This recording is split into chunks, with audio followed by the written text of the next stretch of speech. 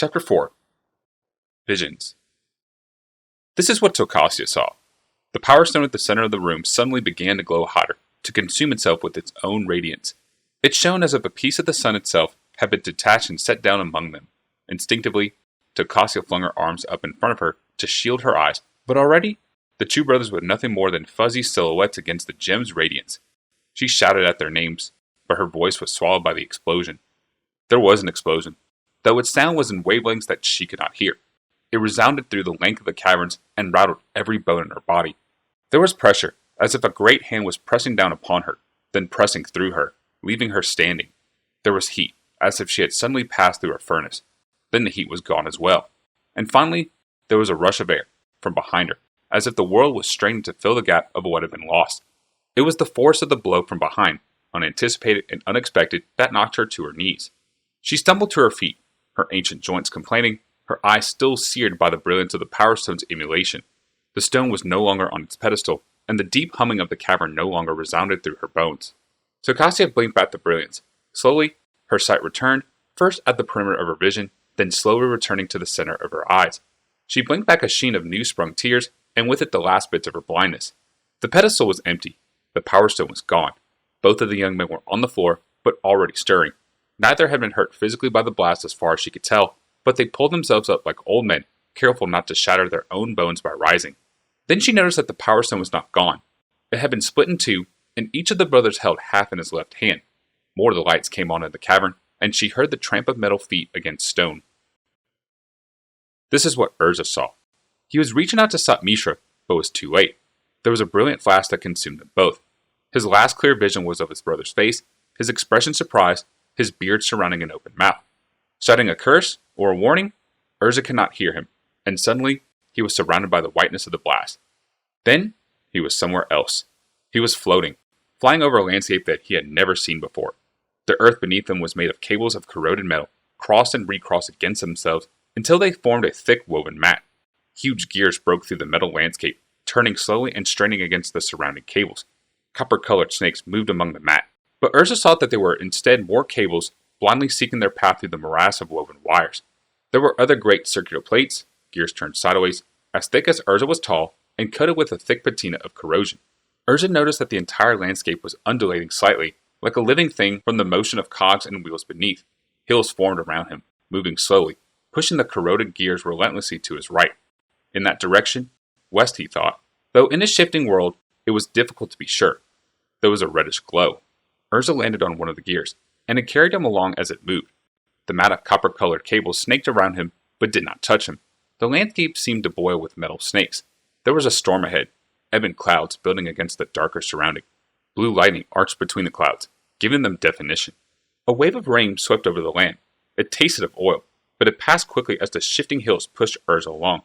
Warm steam leaked from beneath the cables, and there was a brief grinding noise. Then it too ceased. Before Urza, a great tower erupted in the landscape, ripping metal cables and gears as it did so.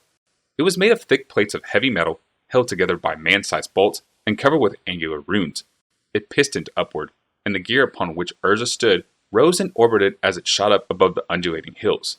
Then the tower retracted into the earth as quickly as it appeared, and the heaving landscape carried Urza forward. There was a sharp sound of insect wings, 1,000 in number. The noise was all around, but the creatures were invisible to his eyes. Then, this sound faded as well. Now, Urza saw he was no longer alone.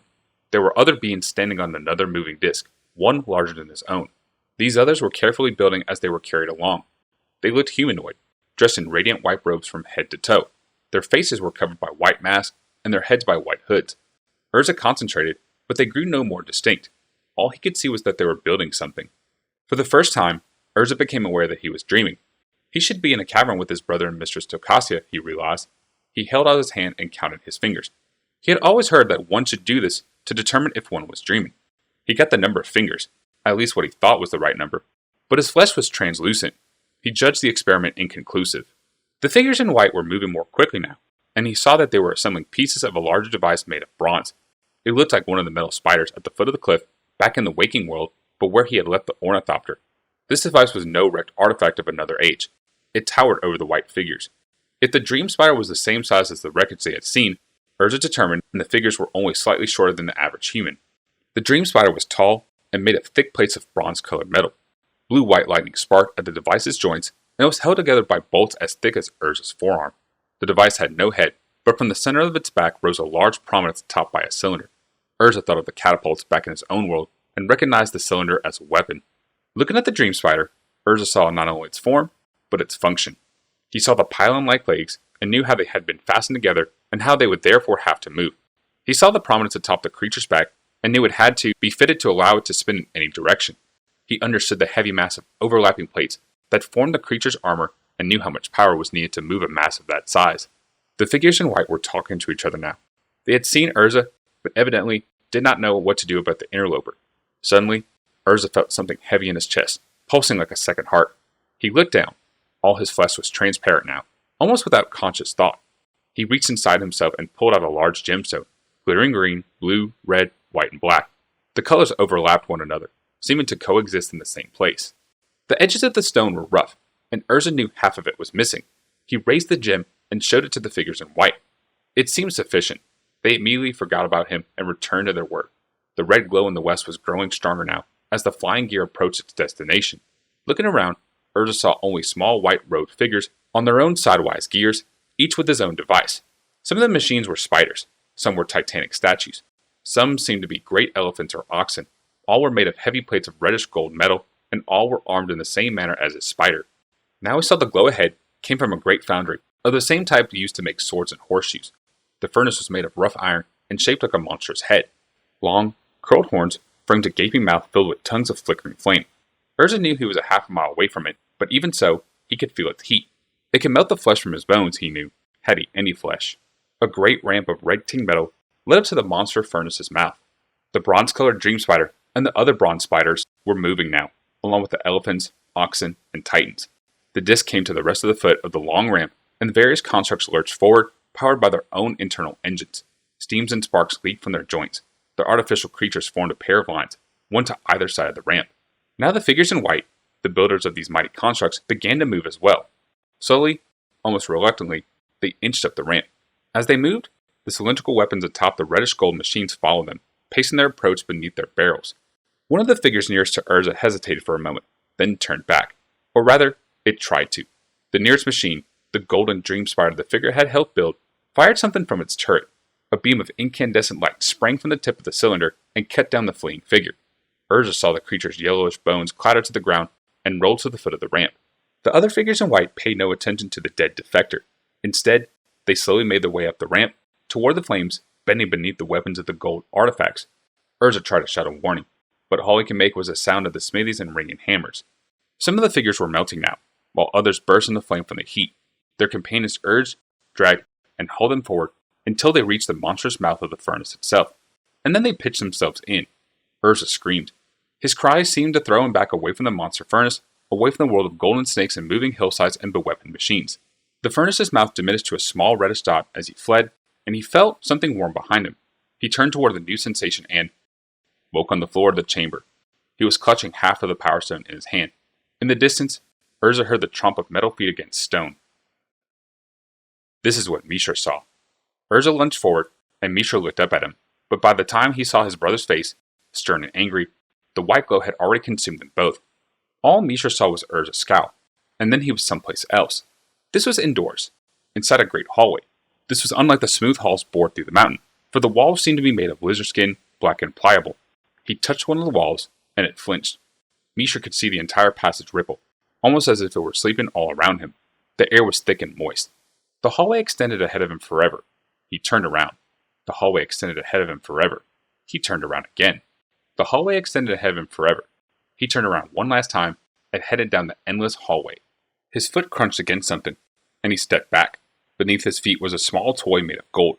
It was in the shape of a human figure, and irrationally, Mishra wondered if Urza was somewhere near. And Tokasia. He remembered Tokasia had been with them just a moment ago. He looked at the figure, but it was no one he recognized. He inadvertently broken off the figure's arm, and the figure's face was transfixed in a scream. The floor ahead was littered with small, screaming figures. Some were humans, but there were elves and orcs, minotaurs and dwarves among them.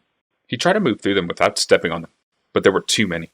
Then he realized that even those figures that he was not stepping on wore screaming visages as well. Reassured that he was doing no additional damage and the figurines were probably not alive, he pressed on, scattering the toys in his wake. Now there were alcoves on either side of him, each set with a dark mirror against the back.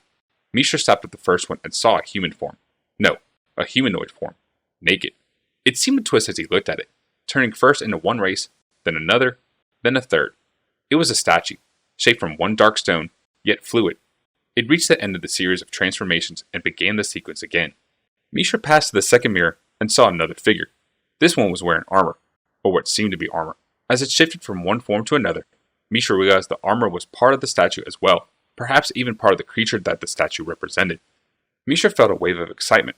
Suddenly, he knew what the machines back in the cavern were about. They could transform shapes of flesh and stone into other things. They could improve themselves. They could build things. He rushed to the next mirror, ignoring the golden toys at his feet. This was another shape-changing statue, but it had more armor than the one he had seen previously. It had horns too, splaying across the top of its head like an antelope's, not outward like those of a minotaur.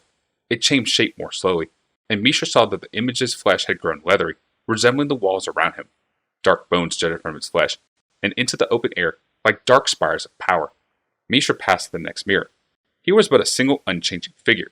Its flesh was black lizard skin, broken by the sharp bones that erupted from its flesh. Its face was narrow and wolf-like, and its open mouth was filled with razor-sharp teeth. Its eyes were closed, and atop its head a great pair of antelope horns reached impossibly backward. Around the horns was a nest of worm-like coils buried in the creature's skull. They streamed backward like blood-colored tresses. Mishra stared at the creature in the dark mirror for a long time, waiting for it to change to another shape, but it remained an inert thing of black stone. Then the statue opened its eyes, and Mishra took a step back. They were living eyes, soft, wet, leaking blood at the edges. The eyes blinked, and the brow above them furrowed. Suddenly, Mishra was aware that he was watching not an image, but a living thing. And worse yet, that thing was watching him. The being raised a hand and touched his chest. Mishra mirrored the action, touching his own chest. His fingers brushed against something smooth, and he looked down. Mounted in the center of his chest was a great gem, radiating in a spectrum of colors. Forgetting the creature for a moment, he reached up and pulled the gemstone from his breast. It felt warm to touch, almost comforting. The great jewel was carved in glittering facets around half of its surface, but along one side, a larger piece had been broken off, leaving a ragged juncture behind. The creature reached up and touched its side of the mirror. Despite himself, Mishra felt his own hand rise up in response, as if he were the image and the creature now the original. He pressed his hand forward, almost touching the glass itself. The demon of metal, bone, and leather smiled. Someone called his name. He was sure of it. Someone behind him called his name.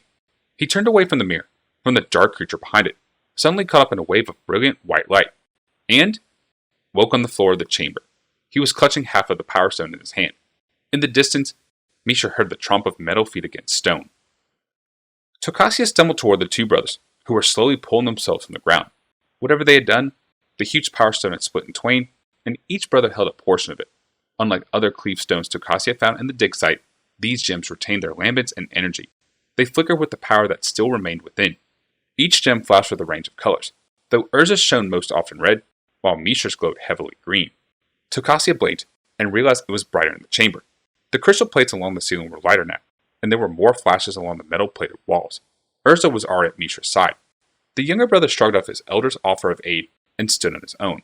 He rocked slightly as he stood, as if his legs were new things to him. Urza's face was pale as a ghost, the colors of the fractured power stone playing across it. "What happened?" he gasped. Tokasia looked at the two brothers. They seemed woozy, but relatively intact. "The power stone exploded," she said. "You've got the fragments." Mishra pointed at his brother. "It was his fault." "I was trying to stop you," Urza snapped. "Enough," shouted Tokasia, her voice echoing off the walls. "Listen!" Both young men stopped for a moment and heard the slow, rhythmic tread of metal feet against stone. Numerous in uniform, the footsteps were heavy and relentless, and they were getting closer. Shapes appeared at the far end of the chamber. Tokasia did not remember a door being there before the explosion. Perhaps there hadn't been. There was an opening now, she realized, and through it came half a dozen titanic shapes. Su-Chi, the guardians of the Thran, with their lupine faces and backward-mounted knees. For all their hulking, twisted structure, they could move fast, though. They bore down on the trio. "Flee!" shouted Tokasia. "No!" said Urza. "I think I can handle this." His gem seemed to glow brighter as he spoke, and he held the bauble in front of him. A single beam of ruby light shone from the edges of the stone and lanced across the room, bathing the 6 oversized mechanisms. They hesitated, drinking in the radiance. They moved forward again. "They're moving faster," shouted Tokasia. "Whatever you did made them stronger." "Then we flee," said Urza. Misha raised his own stone, but Urza slapped his brother's arm down. "We tried that, and it doesn't work. Don't make matters worse." He ran, following Tokasia. Misha raced behind them. All the stairs that they had descended were like cliffs now to be climbed again. Tokasia felt her muscles strain and cry out with each flight, and her bones felt as if they were made of stone. By the end of the 3rd flight of stairs, Tokasia was leaning on Urza's shoulder for support. The Su-Chi were slower on the steps, but the creatures took them 2 at a time and were untiring. Tokasia glanced over her shoulder. The Su-Chi were catching up with them. At the top of the steps, Misha stopped, panting. Urza was in little better shape, and Tokasia felt as if she was going to pass out. "Perhaps we can find something to push down. Block their path," wheezed Urza. Misha held up his stone again, but Urza shook his head, exhausted. "Doesn't work. Makes them stronger. Tried that." Misha was panting as well, but he forced his words out. "You tried with your stone. Let me try mine." Urza let out a shout, but the younger brother was faster. He raised the stone before him, and its rays arched down the steps. The light from this gem did not pass through the air in straight lines, rather it bent in arching curves tinged with a greenish glow. The light struck the lead Su-Chi in mid-stride as it were climbing a step. The artifact, vigorous and healthy a moment before, now sagged noticeably, as if the vitality had been suddenly leached from it. It bent forward. The creature behind it was taken by surprise and slipped backward, taking 2 more with it as it fell. The 3 collapsed in a pile on the landing, and only 2 of the figures rose again. "Didn't stop them," gasped Urza. "Told you." "Slow them down," snapped Misha. "Fight later," said Tokasia, clutching the front of her robes. "Run now." Tokasia's chest felt as if it were on fire as they fled back down the corridors. Since there were no side passages, there was little chance of getting lost or of hiding. The crystalline plates along the ceiling were all illuminated, casting odd shadows as the explorers ran. Perhaps it was part of the guarding system for the Thran themselves, thought the old scholar. When someone entered and used the machines, the lights came on, and the Su-Chi were roused from their slumber. In the alcoves they passed, Tokasia glimpsed other Thran artifacts. The machines struggled to mobilize themselves as well, but the passage of time was too great for them. A metal arm rose in mute protest as Urza, Misha, and Tokasia passed. A lupine head of dark blue metal spun toward them and hissed. At one point, the lower torso of a Su-Chi, backward knees and all, lurched from behind its alcove, bereft of an upper body. Urza pushed Tokasia behind him, but Misha brought his stone up. A jade-green lance of power arched forward, and the remains of the creature exploded, the legs falling in different directions. They ran past the metal corpse. In the back of her mind, Tokasia discovered a moment of regret. They had not the time to examine the creature more thoroughly. The pursuing Su-Chi were out of sight, but the old scholar could still hear their clattering tread, the whir of the mechanisms within their chest, and the clank of their joints. Ahead there was another glowing brightness. This one natural. They had reached the entrance and were safe. Urza held out an arm across the passage, catching both Tokasia and Misha, who let out a low curse. The older brother pointed with his other hand to the entrance. A shadow moved across the sand in front of the cavern's mouth. Something large was waiting for them. Tokasia looked back for a sign of the pursuing Su-Chi as both brothers crept forward. The rock was perched directly above the lip of the cavern, like an owl waiting for a rodent's hole for its prey to appear. Urza cursed. "Let me try," said Misha, holding out a stone. This time, Urza did not stop him.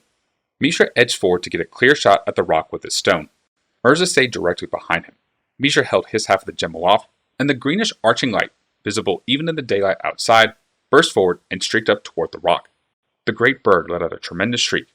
It took to flight, fluttering about 100 yards away to a large rocky spur, where it settled again. The greenish rays followed it, but did no additional damage. "Fall! Damn you! Fall!" muttered Misha through clenched teeth. "You're weakening it," said Urza. "But it's too big to fall. Too tough." "Company coming," said Tokasia briefly. Far off in the distance was the clatter of the approaching Su-Chi. "Between the desert and the deep briny sea," Misha quoted an old desert saying. Urza stared at the remains of the metal spider's nest at the foot of the hill. "Misha, take Tokasia and run for the ornithopter. Don't stop running until you get there." "But the rock," began Misha.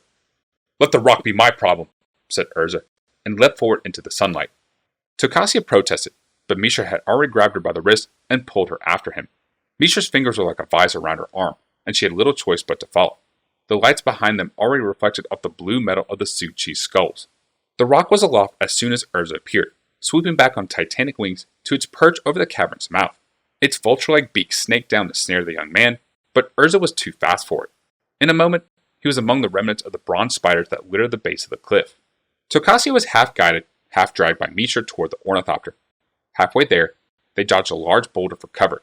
2 pairs of eyes looked around the boulder's edge for any sign of Urza. "What is this fool doing?" whispered Mishra. They saw Urza dart among the half-buried wreckage of the spiders, then disappeared. Tokasia put her hand to her chest and caught her breath. Urza was among the wrecked bronze metal spiders, she saw. His half of the stone seemed to function differently than Mishra's gem. He's going to try to get one of those spiders to work. But why? The rest of her statement was lost in a titanic, throbbing hum from beneath their feet, and one of the reddish-gold spiders lurched from its sandy tomb. The sand poured away from it like water, and Tokasia saw the spider's armor was shredded in a half-dozen places, and the creature was missing most of its forward legs. Through the peeled side plates, she could see Urza frantically pulling levers and pressing buttons. There was a reddish glow around him, giving him the steam that poured out of the beast's sides a hellish aura. "He's powering it with a stone," said Mishra. "He's fitted his stone into the machine. It must make artifacts stronger." "No, the stone is in his hand," corrected Tokasia. "But you're right. He's using the stone to make the machine more powerful, to enhance whatever power it has." "Whatever," grunted Mishra, pointing toward the opening. "He's running out of time. Look!" At the entrance to the cavern were the remaining Su-Chi, lurching into the sunlight. The turret on the spider's back gave a high-pitched metallic rasp as it spun on grit-filled clogs and brought about a long, dangerous-looking barrel. Tokasia knew at once it was a weapon. The rock screeched and leapt forward to pick the tasty morsel from its shell, like a seagull eating a crab. Tokasia heard Urza say something unintelligible, and the barrel spat flame. The resounding thunder of the weapon as it fired rattled through the canyon of Koilos. The flame caught the rock in the center of its chest, igniting its feathers and engulfing its body in flames. The great winged beast tried to fly, but the fire was insidious, creeping along the rock's wings and setting them alight as the creature raised them. For an instant, the rock became the phoenix of Falaji legend, bathed in flame, but instead of rising like the mythical bird, the rock fell, plummeting to the canyon floor below. The great bird fell directly in front of the cavern mouth where the Su-Chi now stood. The weakened creatures had time to look up, and Tokasia heard a sharp metallic whining noise that might have been a scream. Then the massive body of the flaming rock smashed down on them, crushing them utterly. There was another screech, this one sharper, more high-pitched. It came from the rusted and torn metal spider with which Urza had defeated their opponents. The steam that had surrounded the craft now became black smoke. Flames and sparks lit the craft's framework. Urza climbed loose of the device and was running. Tokasia noticed he cradled the reddish gem against its chest. The whining noise from the spire became higher. It reached the pits that almost split Tokasia's brain. Then, with a crescendo of thunder, the metal spider exploded. The noise of the blast reverberated from the cliff sides and was answered a few seconds later by echoes farther up the canyon. Urza staggered up to the others. Tokasia checked the cavern's entrance, but all that was visible were the smoking remains of the rock. "That takes care of that," said Urza. His face and hair were streaked with soot, and he smelled of burnt leather and metal. "You were lucky," said Mishra with a frown. "We were all lucky," said Tokasia. "Lucky to find this place. Lucky to escape the rock. Lucky to escape the caverns without perishing. Now let us be sufficiently lucky to get back home." "You were lucky," repeated Mishra to his brother.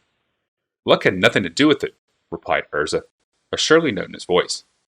"I thought I knew what those spider things did, and had the power to make a difference. It was fast planning, perhaps, but not luck." "You had no idea," pressed Mishra.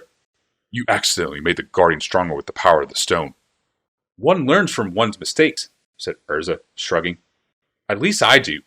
You keep making new mistakes all the time." "Boys," cautioned Tokasia, "this isn't the time for this." "I beat the Su-Chi with my stone," snapped Mishra. "You blew up the crystal in the first place," riposted Urza. I did not touch anything," yelled Mishra. "That was you." "Hold!" shouted Tokasia, stepping between the 2 young men. "We can argue about this once we get aloft. For the moment we need to repair the ornithopter and get back." She mentioned with her head toward the smoldering remains of the rock. "We don't know if that bird was a solitary, or one of a larger family." Tokasia turned away from the pair. She wondered if there was something among the debris she could use as a walking stick. In the flight from the caverns, she had lost hers, and she could feel the muscles in her legs cramping from overuse. She looked forward to a long rest after this adventure. Behind her, none of the brothers moved.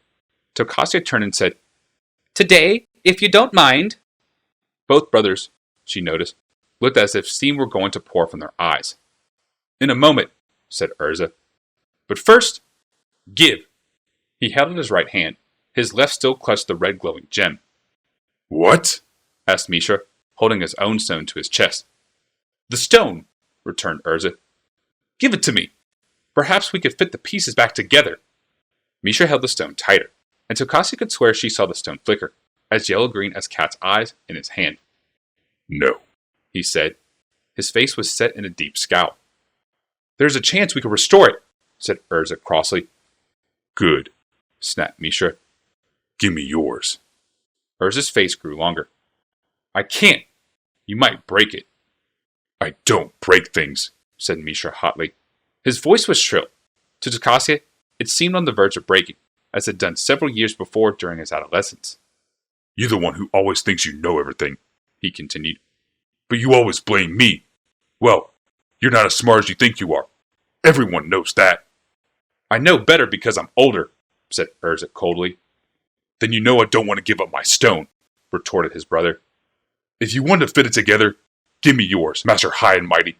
Too good for the rest of us. Show me you're all wise, brother. Give me your stone." "You want it?" snarled Urza. "Fine. Take it then. You always take things that aren't yours." Tokasia started to shout, but it was too late. Urza's hand lashed out, the stone still gripped tightly in his fist. Mishra stepped forward, directly into Urza's punch. The gem connected with the younger brother's forehead, and he went down in a heap. Urza leapt forward, kneeling over the fallen form of his brother. "I'm sorry, Mishra. I didn't mean to hit you." Mishra had already pushed himself up on his elbows and was trying to back away. "Get away from me! Damn you!" Tokasia pulled on Urza's shoulder. "Get up! You know better," she snarled. Her temper was frayed to the breaking point. "You're always saying you're the older and smarter one," she rapped out. "Well, look at what you've done." Urza started to speak, then looked at his brother. The gem had cut Mishra's face, and crimson blood already welled in the wound at his temple. Urza looked at Tokasia again. I'm sorry," he stammered. He held out his empty hand to Mishra. "I didn't mean to. I'm sorry." Mishra lashed out, knocking away Urza's hand. "Go away! I don't need your help." Tokasia started to speak. "Now, Mishra, your brother is trying—" "And I don't need you to explain things away for him either," Mishra interrupted. "I'll be fine." He turned to his brother. "The stone is mine. You have one of your own." Tokasia felt her insides melting with anger. Both young men were stupid, pig-headed fools. She had no time for this. She breathed heavily, controlling her temper by an act of will. "Fine," at last. "Urza, you tend to the strut on the ornithopter. Mishra, check the remains of the rock to see if any of the Suji guardians survive. Shout if any do." Neither brother moved, and Tokasia put steel in her voice. "Now, children." Both turned to their task, but Tokasia noticed that each glowered at the other as if they were rival dogs. The trip back to Tokasia's camp was made in moody silence, and they flew into the night to avoid having to camp again. Neither brother spoke more than 3 words at a time to each other. They confined themselves to practical subjects, such as the way the damaged wing was handling, the weather ahead, and the present course of the ornithopter. Neither spoke about the secret heart of the Thran, the rock, or their flight. Tokasia realized that more than the Power Stone had been shattered that day.